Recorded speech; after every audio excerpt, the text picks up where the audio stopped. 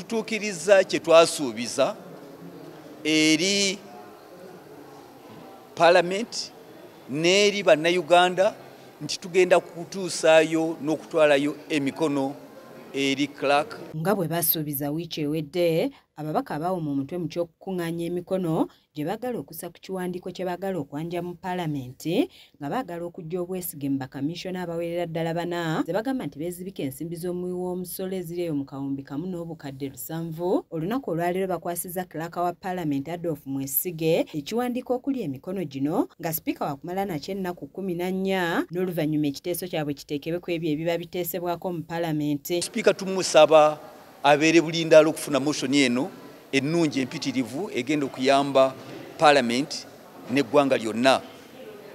Ate sipiika mu nnaku 14 zokka bwe ziti alina okuba ng'atuuzizza Parliament. Tekiriwo nti Parliament eri mu luwummula, Parliament tebaliwo, alina okgituuza. Kati mu nnaku 14 zitandise okubala nga tutandika ne leero. Bano bakulembeddwamu omubaka wa Lwemiyaga Honorable Theodore Ssekikubo, ng'abalala kubaddeko Patrick Nsamba, Sarah Pendi, Sewungu Joseph wamu n'abalala nga be beesitudde ne batwalayo emikono gino, nga Honorable Ssekikubo ategeezezza nti batuukiriza kye baasuubiza bannayuganda era nga kati kisigadde eri Clark wa Paalamenti okwanjula ekiwandiiko kino eri sipiika. Leero tutuukiriza kye twasuubiza eri Parliament n'eri bannayuganda nti tugenda kutuusaayo n'okutwalayo emikono eri Clark oba eri Speaker wa Parliament. Amateeka ga Parliament nga bwe gagamba, Mr. Clark alina essaawa 24 zokka okubanga motion eno yagituusiza eri Speaker. Y'omubaka Sewungu agamba nti omubaka yenna atannateeka mukono ku kiwandiiko kino kimwetaagisa okuba ku floor ya Paalamenti ng'ensonga eno ereetebwa ku mwanjo era ng'agamba nti kino bagendereramu kuzzaawo kifaananyi kya Paalamenti ekyonoonese. Ataasayininga okyalina eddirisa limu lyakujja wano weetaasize wano. Bw'ataasayininga ataakola ki ate bantiisatiisa olinayo eddirisa limu kyova tuli mabega wa lujja olugendo tuleeta mu Paalamenti tulese ku nsonga eno. Olugendo lubadde luwanvu n'abaatuma emmotoka za Paalamenti mwebale twasobola okufuna amafuta agatutambuza kati ekintu kiina emikono gyaffe gituuse.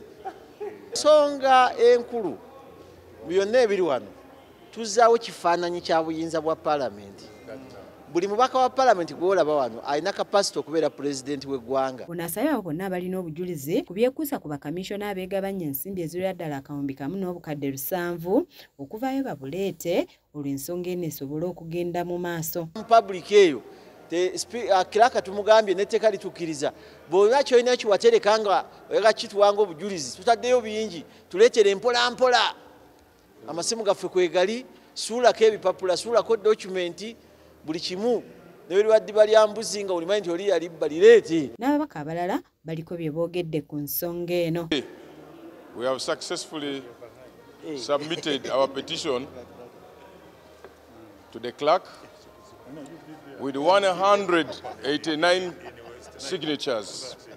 For you Ugandans who are taxpayers, we pledge to you that our struggle against corruption in Parliament is on. Now we are left with 14 days.